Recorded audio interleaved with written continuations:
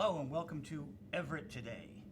My name is Joe Viglione, of course, and Darren Costa is here, and we have our special guest, Jim Morando. Correct. And I went to the Small Business Expo in Boston, and it's an annual pilgrimage, and I met Jim's company there, and he's a fascinating man, and we're going to talk about his life and about the Small Business Expos, and then the company you work with. But he was born in Everett. Correct.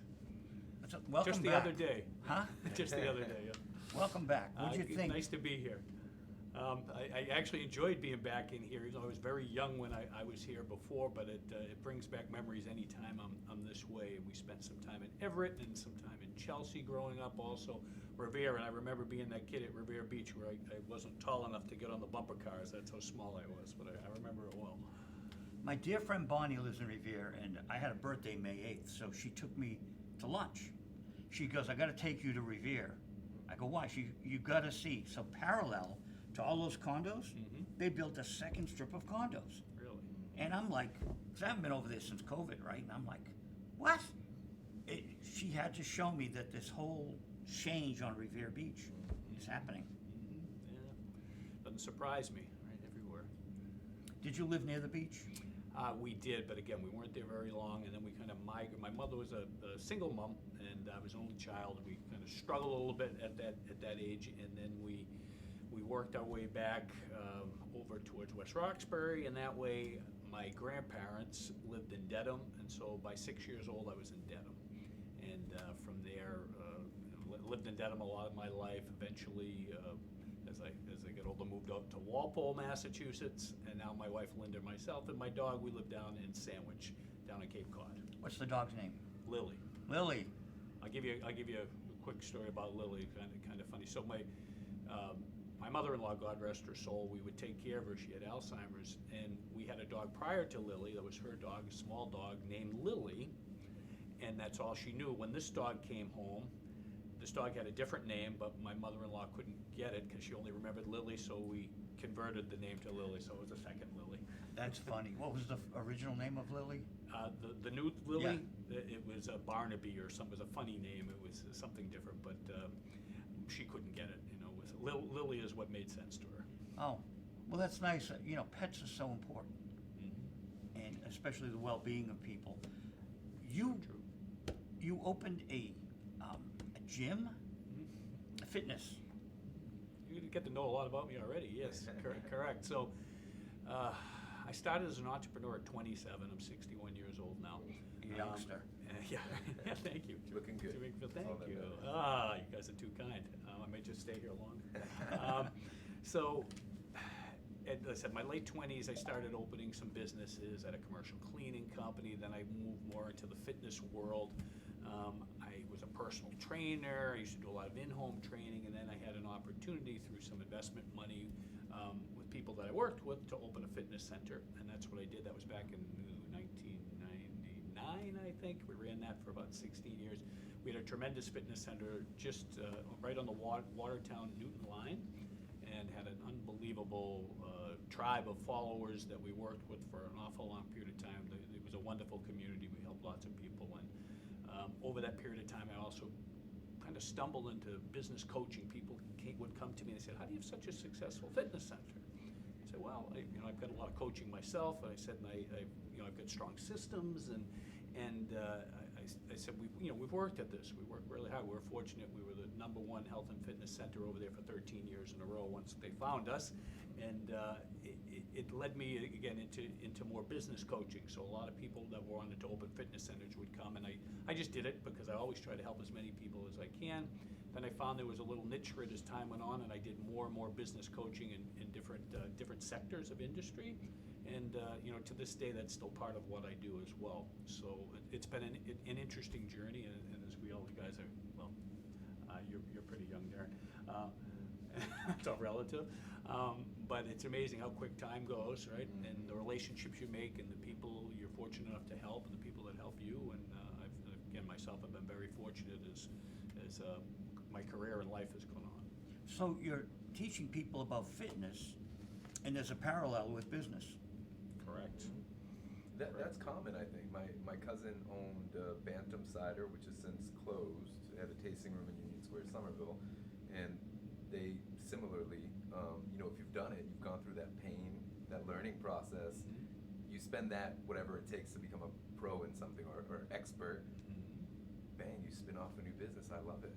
I love it. Very, very, very, very good analogy to all of it, because when it comes to being successful, let's talk about fitness. Come to be successful in fitness. I always like to come back to New Year's, and you get so many people that then they're very motivated. It's New Year's, you get New Year's resolutions, and they come in, right? And they're very Gym excited. memberships, we call them in software subscriptions. We can't lose the gym memberships. Right? Really? Right? So you get the huge influx in January of people coming in. They all have the best intentions, and our fitness center was quite different. I had 50 coaches that I had trained, and we were very hands-on. It was very different than just 50 coming in. is a lot. Yeah, we had a good-sized place, and it was very different than someone coming in just to use equipment. So we had much more success, but still, there'd be a number of people that would come in January, and they really weren't interested in coaching. They wanted to do their thing, and pretty much they'd last to the second week in February every year. It was the same cycle over and over. And as you parallel it to business, if you don't first build the right foundation, and you don't put in the right systems, and you don't understand that every day you have highest priority tasks that you need to get done each day to grow your business, as well as being open to learning and growing, you're probably not going to make it. And the statistics are horrible. You guys know this. The statistics for small business failures, it's terrible. And many times it's geared around really not having the proper structures, which parallels to fitness very well, in the discipline, and also a lot of times undercapitalized when they start, right? So they're chasing their tail from the beginning. So there's a lot of opportunity as a business coach, and what I do as well with the organization Galt, to help small businesses get it right from the beginning or transition over, so they really understand how to run them and be successful. So that's a really nice that was a nice segue in there, fitness wise. How'd you find Galt? It's interesting. We almost stumbled into each other. So I was doing a lot of consulting myself, and the CEO found me through one of my networks, and this will be very interesting probably for you guys. So when we touched base, he said, listen, I know a little bit about you. I'd like you to be kind of part of what we do here. The way Galt works is we have a fairly large organization that's nationwide, and it's almost like a State Farm insurance, where then umbrellaed underneath it you have your own agency. So I have my own agency, and I handle the New England area. But when I met him, I really wasn't. It was just it was kind of cordial, because he reached out to me, so I talked with him. And what I found out, the flagship of what we do at Galt, we do a lot of things, but the flagship is really about building what we call true business credit. And true business credit is very different. And what happened was I was so enthralled by it, because I consider myself a pretty astute businessman. I've been pretty darn successful. I knew nothing about business credit. I knew I had a D&B number, right, Dun & Bradstreet number, but I didn't really know how to go about it. And I thought true business credit was really for really large organizations. I didn't know that it was really meant for small business. So he started explaining this to me, and the whole concept of it, and I said, that's really interesting. I said, I really wasn't aware of that. I said, but if what you're telling me is real, I said, there's an unbelievable opportunity for small business people to really run their businesses in a manner where they're not so extended personally, and that they have far more capital at their fingertips to be able to run their businesses. Now, true business credit, it doesn't happen overnight. It's not like you go to a lender and all of a sudden they say, hey, here's $100,000 for your business. It's about a 9 to 12 month process that it takes to intentionally build your business credit. But once you do that, you can continue to build it, and it, as I said, it changes the face of most people's businesses, because I think we agree, most of the small business people we talk to, they bootstrapped everything. And I did. That's how I did. I bootstrapped, and I took investment money in my businesses, not knowing that business credit was even available. Once you understand the other concept of true business credit that's tied only to your EIN, right, as long as you're incorporated, you tie it to your EIN, then again, you're no longer sticking your neck out in your business. You have a lot more capital to work with, and as I said, it changes the face of so many businesses. Think of what happened during COVID. Right, we had so many businesses go under. We know how hard it was. What we did at Jay Galt, we had so many people that came to us and somewhat in desperation, and then we gave them a strategy and then taught them about business credit. And it's all about, you need a cushion when you run your business. All of us would agree. You need a cushion because there are gonna be some tough times out there. And who knows, I hate to say it, who knows when the next COVID or something's gonna happen and maybe business doors close for a bit. Isn't it nice to have that cushion? And is it also nice if you've got the right structures when you have that type of capital to be able to also scale and grow your business? Because each one of us as entrepreneurs, we didn't start our business to break even. Right. We didn't start our business, right? We didn't start our business to be that person that says, boy, I work 70 hours a week and I make pretty good money. Well, I could have just done that for somebody else, right? And I've got to pay for my own benefits and things. So it gets very important in this structure and the ability to have a cushion for safety and also to be able to, again, scale and grow businesses. So this kind of knocked me over the head when I met with the CEO. I said, I can't believe this is out there. I said, I just have never heard anything about it. As I said, I thought it was for the Walmarts of the world and the big places. So we like to say at Jay Galt that it's Wall Street understands it, but Main Street has never got the memo.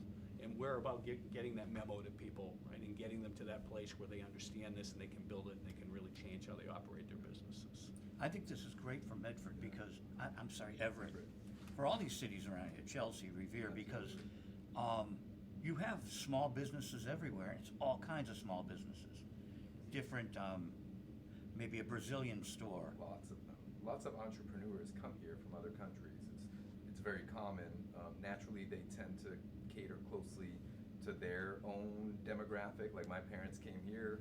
My uncle was an insurance agent. He was a travel agent. He catered to our kind of organization. And to your point, that bootstrap mentality in my family was, you don't go in debt, right? Mm-hmm. And that a lot of that is that, the political background and how they grew up.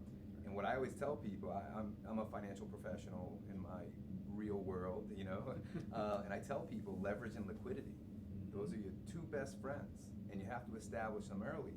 And when you're coming up and growing a business to scale, you need that leverage and liquidity up front. And to your point, and what I tell people is, keep in mind, it's just like a human. You're building an entity, and that entity is going to grow with you.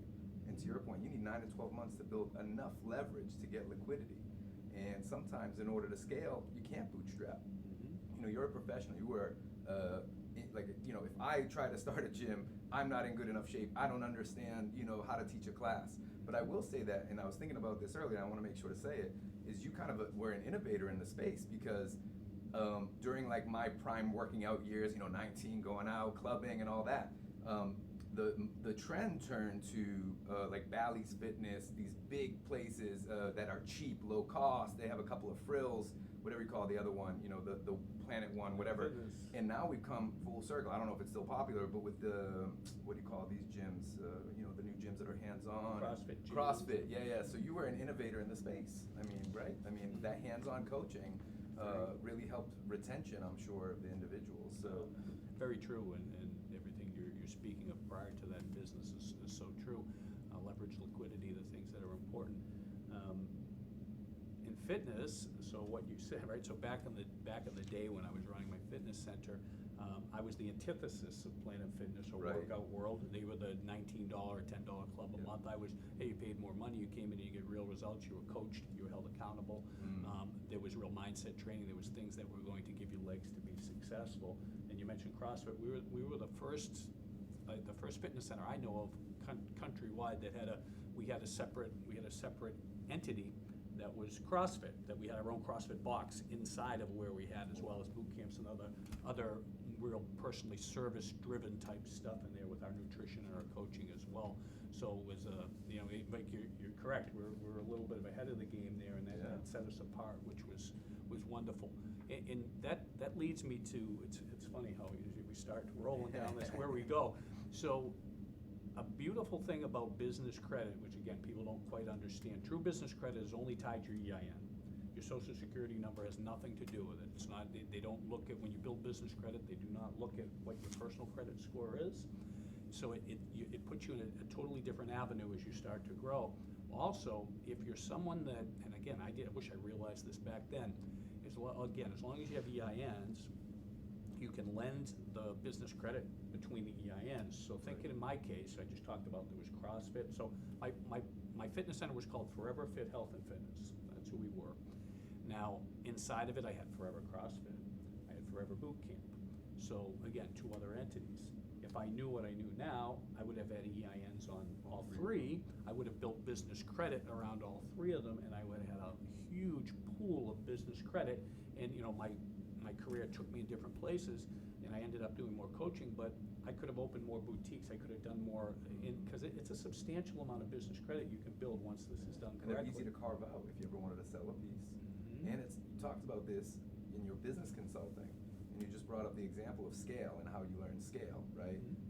Keeping one entity with multiple business models doesn't scale well if you have one succeed at a different pace at the other. So that's interesting. And again, for me, having been in mergers and acquisitions, it's always about figuring out how easy is it to slice something out. Mhm. How can you take a service and pull it out? We were talking earlier about Amazon, and I said if you peeled out Amazon's shipping business, they'd be competing with the top dogs. They might put them out of business. UPS, FedEx. So interesting. I love the thought of scale. I think about that all the time. I'm fascinated by Amazon's layout. It's like, man, this is really smart. I mean, they really did it smartly, because I have the Prime and it ends tomorrow, and like, do I keep with Prime? I didn't use it before, but it gets addictive having the Prime thing. Mhm. And I'm like, maybe I really don't need this, I'm too busy, right? But the Amazon trucking, and I brought some new furniture, and it's like, boy, it shows up right away. Convenience is king. Huh? Oh, Yeah, but, is it ever? you know, Is I it got ever? what I needed, and I might bail. People often go in and out of the services, which Yeah. I've done. I do pretty often. My wife hates it because she likes Amazon Prime, but I'm like, listen, I keep subscription services at X. We don't go over that ceiling. We're guys, we Very wise. think like that. you Yeah, know? yeah, no, very wise. You know what's interesting about your fitness? You had 50 trainers. Mm-hmm. So I was at a gym for a long time up in Woburn, and it was interesting. I was thinking of going back because I need to, but he shortened the hours. But you go in and use a trainer, and oh my God, they would really beat you into the ground. It's like, hey, you know, let's say it was 59, I'm 69 now, right? 59-year-old man, ease up on me because I'm really gonna hurt tomorrow, and they don't. They have their formula, and Well- it's like for 20-year-old people. Right, well, too often that's the case, and it shouldn't be, and things have changed a lot now over the years. You know, that would have never flown with what I did. Again, it was all about I didn't think so. customizing everything to Right. everyone. It was you understanding, I mean, how could you possibly be successful when, well, let me explain it this way, as a coach, and Darren, you've probably seen this before, you maybe as well. If you, there's what we call a valley of despair, okay? So you start out in the beginning, right? We'll talk fitness because it's easy, and we can come back to business. But in the beginning, you're very excited. Well, let's go to New Year's resolution again. Gosh, you're so excited. This is gonna be your year. Everything's gonna be different. So you're up top. When you look at this curve, you're up top here. You're very excited. You know, you're learning more about it. You get in there. You start to do this. Maybe you get some coaching. Maybe you don't. Maybe you're on you know, you're doing it on your own. Joe, in your case, what you're saying is now there's even a trainer there. But now, if the trainer's gonna give you a lousy experience, no good. So now you've hit the spot on the curve here where you're like, okay, I'm in this, I'm doing this. Now let's talk about someone, whether they're using a trainer or they're on their own. They get 2 or 3 weeks in, and all of a sudden, because they don't know how to do it or the trainers push them too hard, their body's pretty sore. They're not really enjoying it much. Maybe they've tried to change their diet all at once, because that's usually what people do all at once in January. They're like, boy, what I'm eating is like cardboard. My body's sore. The happiness. So they start going down this curve, and we call it the valley of despair. They get to the bottom here, and this happens with change no matter what, but in this case, they get here. Now you can go one of 2 ways. You can either hang in there, change what you're doing, get a little more help, whatever it is, and start coming out the other side, which is very exciting. You hit a data point we call number 5, and then you're golden. You built up enough momentum, and you're gonna fly, whether it's in business, whether it's in fitness. But for the majority of people, they're gonna get down here at 4, they're never gonna see 5, and they're gonna turn around and they're gonna say, you know what, this maybe isn't for me, and then you'll see them again next year, starting over. This happens over and over, this valley of despair from change. And again, the same thing happens in business, because you start out and you're that entrepreneur. And what are we as entrepreneurs? We have this blank canvas in front of us, and we start painting in our mind, and we're like, hey, okay, so here's what my space is gonna look like, and then I'm gonna have employees, and my employees, I'm gonna pay them handsomely so they can take care of their families. Right, right? That's what we start thinking, and then from there, we're like, okay, and then, we're gonna start to generate lots and lots of revenue. Our clients are going to be very successful working with us, they're gonna be happy, they're gonna spread the word everywhere, we're gonna grow. From there, we do so much revenue, again, it changes our lifestyle as human beings, we can do more for our family, we have more freedoms, we can also donate to our charities, we can do things that really move the needle in the community, that's why I love small business. Now, again, there's that change going on here, so in the beginning, if you're undercapitalized, or you don't have enough structure, all the enthusiasm in the world is not gonna carry you past when it gets hard. It's gonna get hard down here, and you're not gonna make it, and that's why so many businesses fail, right? Small businesses fail over and over because they don't get this right, they don't understand this piece of it. So you need better structure. If you can use business credit, because, well, let me go here with this too. 3 ways to really fund yourself, unless you're fortunate enough in your business to get a government grant or something, there's 3 ways to fund yourself. You either bootstrap, you take investment money, I did both of those, or you eventually do business credit, which I didn't understand back then, but this is what you do. Now we know bootstrapping, it's your money, it's a lot of risk, that's dangerous. We know when you take investors, which I did, you have to give up some of the pie, right? They want some of the business, and they may want some say in it. They may want to tell you how you run the business. So those are 2 really big downsides when you go to business credit. Again, true business credit tied to its EIN, again, its own entity, as you said, it's like it's its own person. You separate the risk. Separate the risk completely. Even in your business, if you have used your own personal credit to bootstrap for a while, once you build business credit, you just use that business credit to pay that off, free up your personal credit again, which is so helpful as you move forward. All of it again is on your EIN. So really big piece of this in what people don't understand even when they start to see business credit, because I have a lot of people that come to me and say, I've been trying to do this for a year, I saw it on YouTube Academy, and I said, I know, so you got the blurbs of what you should try, and I'll say, what's your credit score now, your business credit score? And they say, it's 30. I said, okay, now the difference between personal credit and your business credit is, first it scores, we know we're gonna score from 300 to 850 personally, right? That's what our personal credit is. Anywhere that we go and we do workshops, the first thing I'll say, does anyone know their personal credit? And everyone raises their hand, like, oh, my FICO score is 670, everyone knows. And I'll say, what's your business credit? And again, not their fault, because I didn't know back in the day, and a pin could drop, no one knows, right? They don't understand, they say, I didn't know it existed. So that's a problem to start.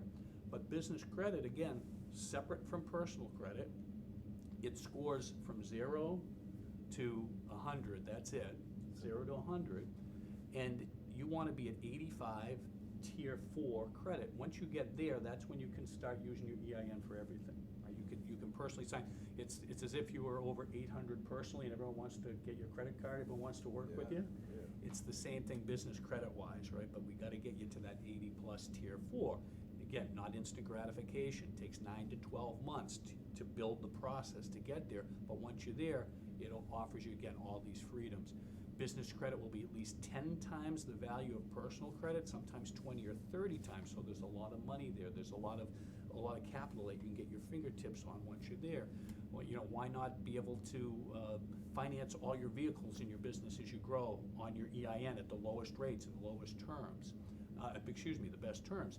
I mean, that's what this is about. When I, and we can talk to this, but when I started a lot of my businesses, and they were LLCs, some of them were S-corps, my lawyer and my CFOs would tell me, hey, that's the greatest thing to do, because you've got the corporate protection, plus you've got you can take care of the tax issues with it so well. And I was very excited.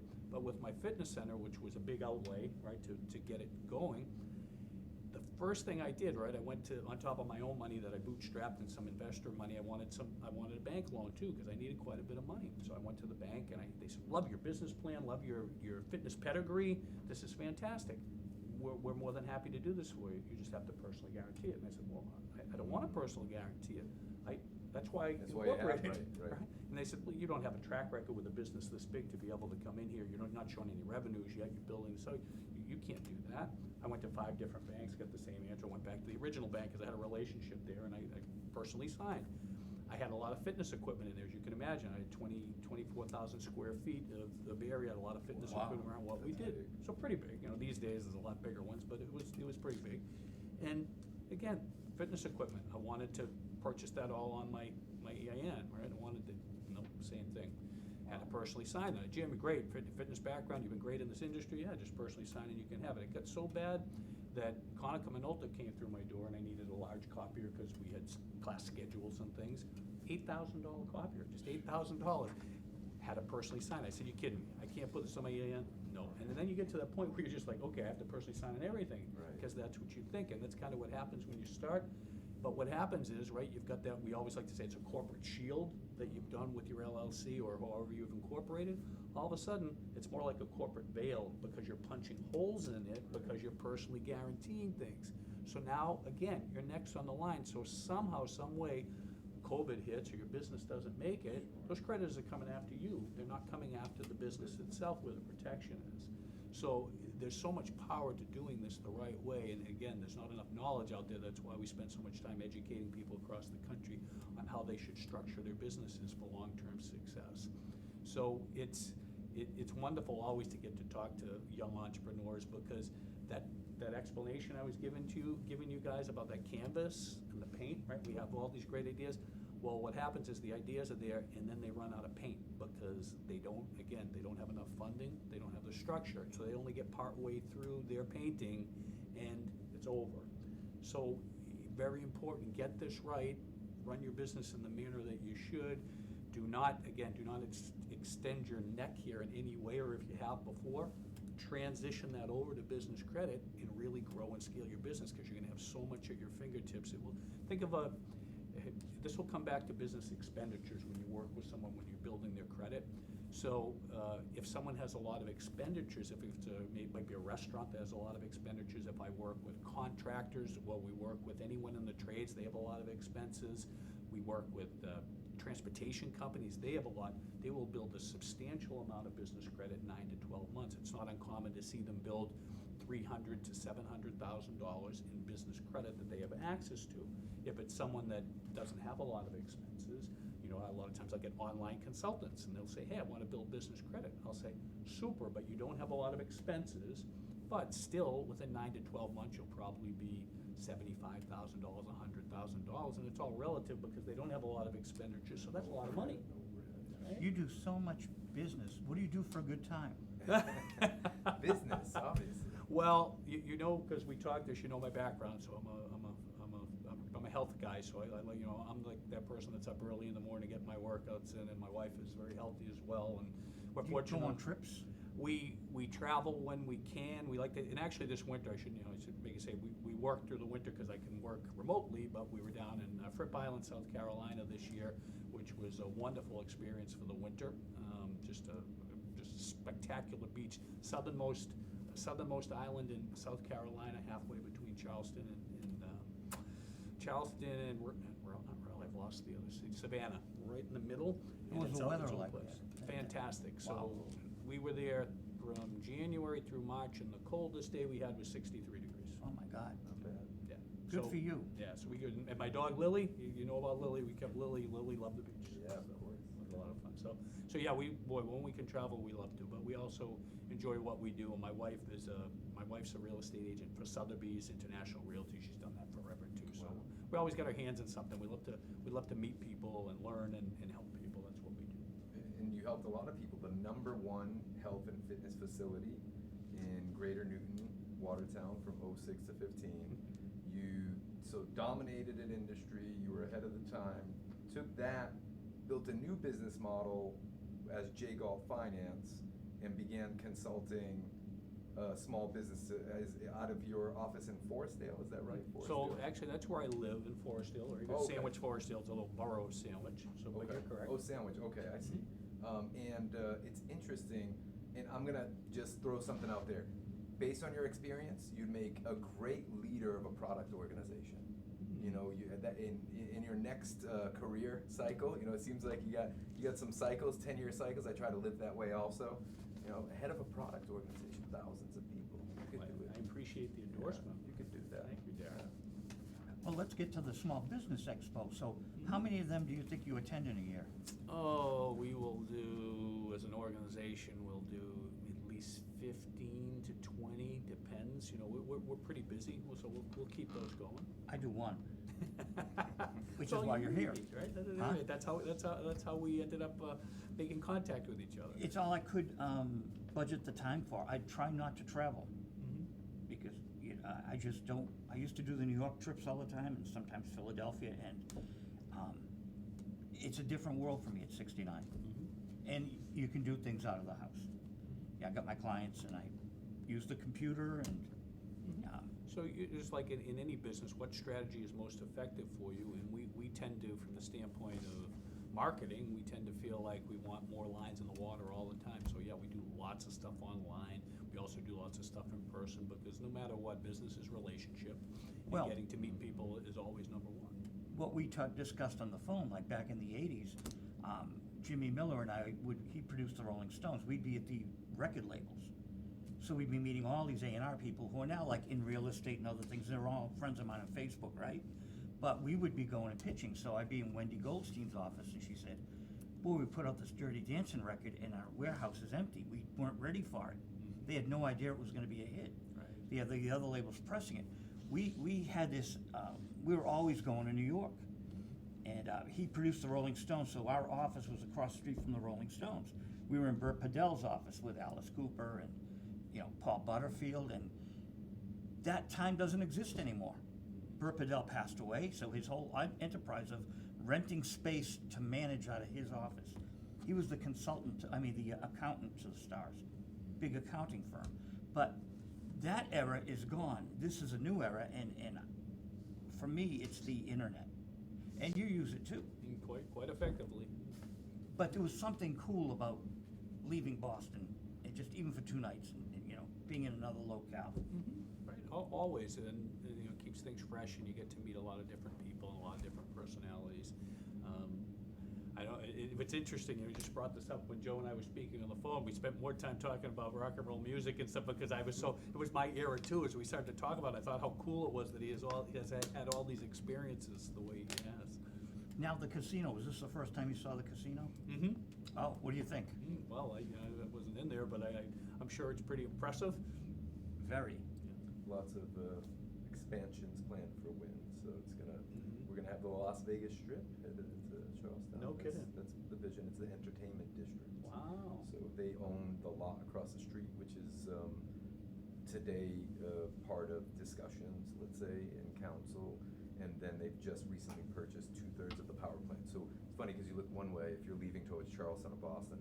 Look one way and you're like, whoa, Vegas! You should drive up there. It's amazing. And then you look I to the actually left will. and you're like, apocalypse now with all these power plants. And that to think that's going to be mostly gone in the very near future is very interesting. So where are you from in Everett? Because we have to. I mean, there's Everett is a world in and of itself. So. Again, I was born here. So, We were okay. there in less than a year. And Okay, my so mother, not God much rest of a her soul, memory is of not your there. time. I wish I could tell you I couldn't. No. It's competitive. Everett's competitive, even within itself. And it's a different world here. And the casino made it different. I always thought it should have been better at Suffolk Downs, but now they're making Suffolk Downs a whole new city, right? Similar to a tiny Kendall, I guess. Kendall Square. Interesting. They're trying to get that, that level of commercial there. Yeah, so where I said there's the new condos, there's also Suffolk Downs is now being reinvented. I think Everett needed the casino. I'm happy they did get it. It was important because that was a Monsanto land. So your margins have to be pretty large to clean that because they were shipping dirt out. Right. Shipping dirt out, mitigating, and we're gonna have the Exxon plant is 95 acres, which has actively been for sale. Also has some polluted land, not as bad as Monsanto is. That's serious stuff. They dredged the Mystic River, right? I believe so. Yeah. I mean, I'll tell you, when they do stuff, boy, do they do it. And, When? Yeah. They know what they're doing. They really know what they're doing. Yeah. They're very good at what they do. Yeah, I don't gamble, but it's still worth going in there. It is. They I let don't us do a TV show on them. We were in 2 days before they opened. Wow. There were 200 critics, and Paul, my director, he's in Wakefield, but Paul Norman and I spent 2 days there, he spent one, and we have a whole TV show on it. it was phenomenal. They were feeding us, and it was for $7.50 you could take the boat into Boston. Really? So you just go to the boat, and It's free now. Is it free? Yeah, kidding. the one from the Encore.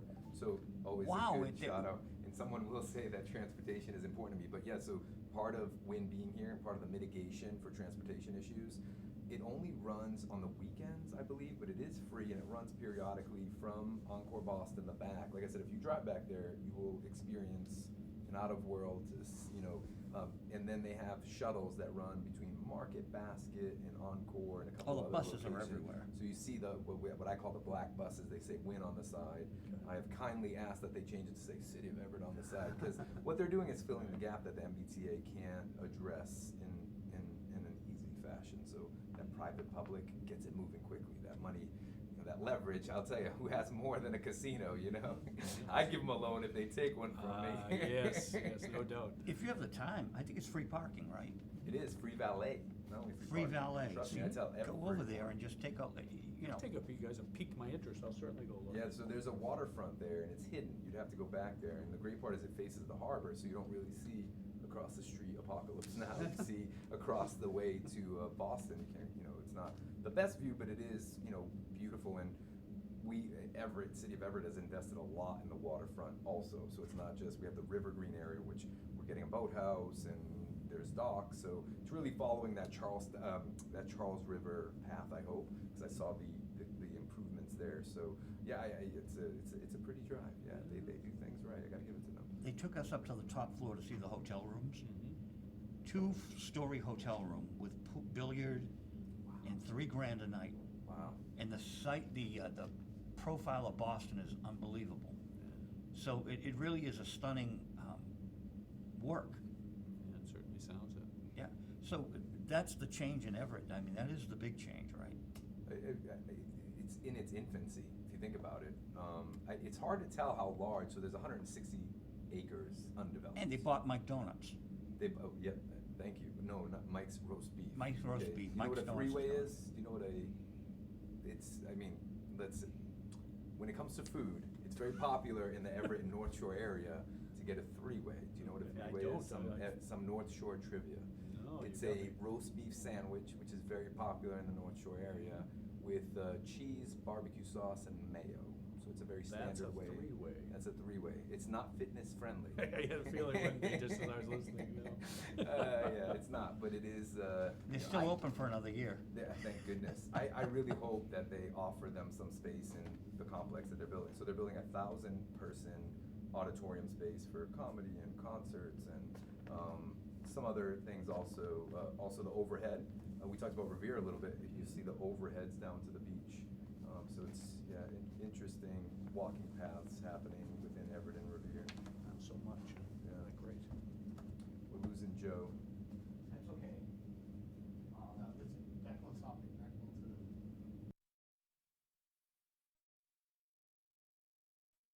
So, let's, we'll go back to your part of this managing partnership within J. Galt Finance Suite. So how do people reach you?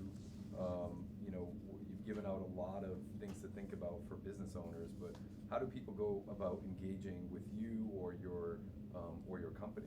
Yeah. And what's the best advice that you give Everett residents? You've given a lot, but what's one? Well, let's go to the advice, and then we'll come back to how they could contact me. The best advice that I could give everyone in business here is, we were talking fitness in the beginning. You need to solidify your plan, because in the beginning, again, we're working off enthusiasm as entrepreneurs, right? And we think nothing's going to stop us. We're just like, hey, gosh, I'm so good at what I do, and people are gonna love it, and I'm just gonna grow my business. You need a much better plan in the beginning, and you need to understand that, again, talking to so many people, the majority of entrepreneurs out there are excellent fulfillers. Excellent. They can fulfill. They're really good at what they do, but they don't understand marketing. They don't understand sales. The two biggest drivers to make any business Front of the work. funnel. I've talked to more business owners that tell me it's just not fair. I'm so much better than they are at what I'm doing, this other business, and they make so much more money. I say, no, they can market and sell. And I said, until you can market and sell, it doesn't matter how great your fulfillment is, because you only have so many hours in a day, and you're never gonna be able to really grow your business. And again, you're gonna run into that that rut, that you're, again, like running on the treadmill or the hamster wheel, where it's just, there's not enough hours, you're making not enough money, and you're questioning yourself. You say, why am I here? And you look back, and we're a prideful bunch too. If you're not doing well, and you've extended yourself personally, half the time that's causing a lot of grief in your family. I've seen some terrible things happen because we don't want to give in. We're just like, now I'm too embarrassed. I've made this commitment. This is what I'm doing. I'm going to stick with it till the end. And if you don't, again, have the right structure to be able to handle this and grow and scale, you're not going to make it. And it's tragic. That's one of the reasons Galt even exists, because our founder had some friends that went through a bad time in their businesses, and they were extended, and I don't even want to go into the personal, what happened to them personally. There was some divorces, and there was some other things that were worse. And that was one of his driving factors here in starting this organization. And we're on this mission to rescue people. We rescue businesses because businesses aren't structured the right way. Get them structured the right way, let them understand how to grow. We put in cash flow mapping systems with everyone we work with to ensure that they grow appropriately. We were working with someone actually out in Vegas recently, well, let's say he came on with us about a year ago, an electrician. He said, again, I'm doing pretty good. He goes, I make pretty good money, but I work my tail off. I'm always working, and I'd like to grow. I'd like to get a couple more vans. I'd like to bring in other electricians. And we said, great, so what's keeping you from being able to do it? Well, mostly capital. I said, great, you have a lot of expenses. Let's work on building your business credit. So he came on with us, and we said, listen, as we do this, we're going to instill a cash flow mapping with you, with your bookkeeper, to ensure that you understand each month, really how much money do you really have cash flow wise to grow your business? Because again, people are doing things the wrong way. So anyway, we take him through it, and I think month 10, he was at about almost $300,000. He had access to in business capital. Right, good. He says, It's a couple of trucks. right. But he says, I'm going to get four vans, and I'm going to start bringing people on. No, you're not. You're not. You're going to stick to your cash flow plan, right? Because again, we set everyone up with their own cash flow specialist as we take them through this and we build it. You got to, just like in fitness, we were talking about, hey, you could go in and pay $10 somewhere, and you could probably fail because you don't get coaching, or you can go to the right place and get the right coaching, and it's the same way in every business. So for us, we make sure there's a certified specialist that handles the credit with them, takes them through our 7-step process, again, 9 to 12 months to get there. And this gentleman's case, the electrician, we pulled back the reins because we said, okay, now again, you have all this business credit, you got to handle it responsibly if you really want to grow. So we do that. We'll also give people business valuations as well to make sure they know just what their business is worth, depending on where they are. Do they need an exit strategy, or is it a legacy business that they're handling? Whatever it is, we want to make sure they have all the pieces of the puzzle. So I long-winded there. You need a plan. That's my advice. You need a plan. Yeah. Don't let enthusiasm overrun you. I see it so often, people will, oh gosh, yeah, emotions. Hey. And then they'll pick a spot just because they're convenient. It's convenient to them. Like, I love this spot, and I'll overpay to lease on that spot just because it's there, and it's not the right spot. Right? You're not going to be successful. Take the time. Go through your studies. Understand where you should be as you run your business. Right? Pick the right places. Right? Do those things. Understand your demographics. Don't make those mistakes that are going to just kill your business, because you can't come back from that. It's like if you're going to lease space and it's the wrong space and it's even too much money, but your heart's been set on it because you've been driving by it over and over, like, this is my space, right? And then you go in there and you're like, my gosh, the rent is it's killing me, right? Yeah. It's slowly draining me. So the foundational piece is so important. The financial piece of it's so important. As I mentioned, use business credit. Again, don't extend your neck. Have much more of it so you can really grow, and manage your numbers the right way. Make sure, we always like to say this to people, aren't you tired of really wondering where your money went? Wouldn't you like to tell it where to go, right? Understand those pieces of it so you don't wait till the end of the year and you get your P&L and you say, oh gosh, look where all this money went. Well, the year went by, that should have been fixed as you were moving through this if you really want to grow your business. We got 5 minutes left, and what I want to ask you is, with these small business expos, do you see different businesses in different regions of the country, or is there something similar, a pattern? Well, that's another great question. There's always a pattern, because we're human beings. Wherever we are, we're human beings, and we have the emotional pieces that Darren was talking about, right, that drive us a lot of times, sometimes not to make the best decisions as we grow our businesses. So we see the same faults over and over, but I also see the same people successful over and over too in those places. It almost doesn't matter. You've got to have the drive to get there, right? You got to have a drive as an entrepreneur. You got to have that drive driver, you won't make it. You gotta be able to overcome obstacles, but you've also gotta be willing to reach out to help, to get the help that you need, right, for people that can. It's hard. You're right, it's hard for all of us, but you've gotta be able to do that. You gotta sometimes put your ego aside. You gotta say, listen, I need some real help here. And once you start to get things right and businesses becomes more systematic, then you're going to be successful. Too many people, again, working from the seat of their pants all the time. They'll say, oh, gosh, I had a great month, and then, for 2 months, I don't know what happened.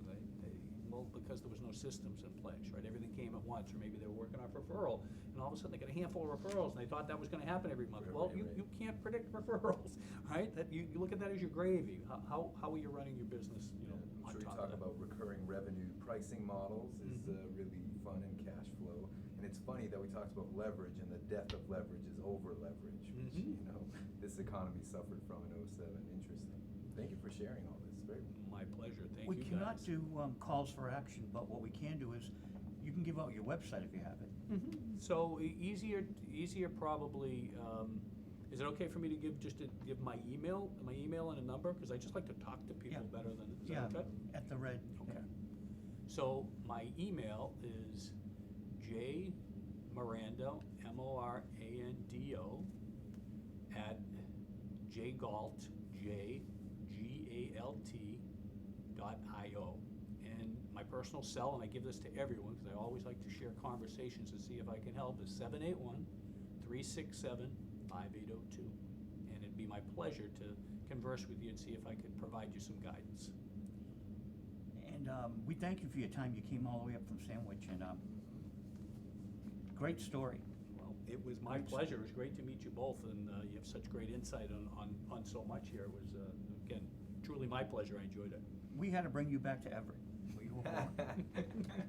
We want to thank Arcangel Staples, as I call him, the greatest director here in New England. But Paul's pretty darn good too. Paul Norman is my director of visual radio in Wakefield. Show's copyright 2023, Darren and Joe. This is Everett Today, and thank you to the mayor, thank you to Everett City Hall for letting us be here. We do appreciate it.